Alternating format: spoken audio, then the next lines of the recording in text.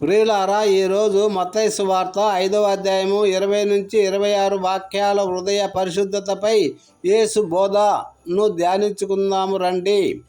నీ నీతి శాస్త్రుల నీతిని మించకపోతే దేవుని రాజ్యంలో ప్రవేశించలేవు. మత్తయి సువార్త 5:20. సోదర సోదరీమణులారా, యేసు మాటలు ఇవి. ఇది సూచన కాదు, ఇది హెచ్చరిక. హల్లెలూయా. వాక్య పఠనం. మత్తయి సువార్త 5:21-22లో యేసు ప్రభువారు ఇలా చెబుతారు: హత్య చేయకూడదు అని మీరు విన్నారు కదా, కానీ నేను చెబుతున్నాను వినండి. సోదరునిపై కోపపడిన వాడు కూడా తీర్పుకు పాత్రుడు. యేసు ప్రభువు బాహ్య చర్యలను, బాహ్య రూపమును చూడడు. హృదయ స్థితిని, హృదయాంతరంగాలను పరిశోధిస్తాడు, పరిశీలనగా చూస్తున్నాడు. ఇక్కడ మనము ఆత్మీయంగా విశ్లేషణ చేస్తే మిత్రమా, పాత నిబంధన ప్రకారము హత్య అనేది పాపం. కానీ యేసు చెబుతున్నది ఏమిటంటే, హత్య మొదలయ్యేది చేతులతో కాదు, హృదయములో మొదలవుతుంది. మొదట కోపం వస్తుంది, తర్వాత ద్వేషము, తర్వాత దూరం కావడం, తర్వాత విరోధం, ఆ తర్వాత పాపం, హత్య జరుగుతుంది. మిత్రమా, అందుకే యేసు ఇక్కడ మూలాన్ని అణచివేస్తున్నాడు. బైబిల్ ఉదాహరణ: కయీను మరియు హేబేలు, ఆదికాండము 4.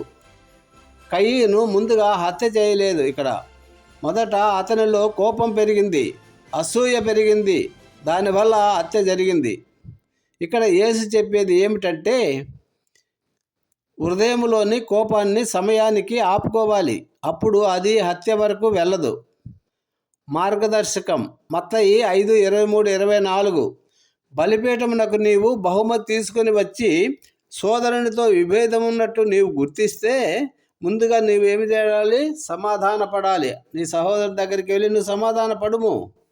సోదర సోదరీమణులారా, దేవునికి ప్రార్థన చేసే ముందు మనిషితో సమాధానం చేసుకోమంటున్నారు యేసు ప్రభువారు. ముందు క్షమించు, మాట్లాడి క్లియర్ చేసుకో, నీలో ఉన్న గర్వమును వదిలిపెట్టు. ఇది నిజమైన క్రైస్తవ జీవితం. మిత్రమా, మన హెచ్చరిక ఏమిస్తున్నా అంటే మత్తయి 5:25-26. నీవు న్యాయాధిపతి చేతికి అప్పగింపబడక ముందే నీ విరోధితో త్వరగా సమాధాన పడము. అంటే సమయం ఉన్నప్పుడే పరిష్కరించుకో, లేకపోతే ఫలితము తీవ్రమవుతుంది. దీనిని ఆత్మీయంగా చూస్తే మిత్రమా, నీవు పశ్చాత్తాపం పడకపోతే దేవుని తీర్పు తప్పించుకోలేవు, పరలోకము చేరలేవు, నరకము తథ్యం. గుర్తించుకో. ఆత్మీయ లోతైన సందేశం ఏమిటంటే, ఇక్కడ యేసు ప్రభు చట్టాన్ని రద్దు చేయలేదు, ఆయన దానిని పరిపూర్ణము చేశాడు. బాహ్య నీతి కాదు, హృదయ పరిశుద్ధతే ముఖ్యం. ముగింపు ప్రార్థన. ప్రభువా యేసయ్యా, నా హృదయములో ఉన్న కోపం, గర్వం, ద్వేషం తీసివేయుము. సమాధానకర్తగా నన్ను మలచుము. నీ రాజ్యానికి పాత్రుడుగా నన్ను చేయుము. యేసు నామములో ప్రార్థిస్తున్నాము తండ్రి. Amen. Thank you Jesus. God bless you all. Have a nice day.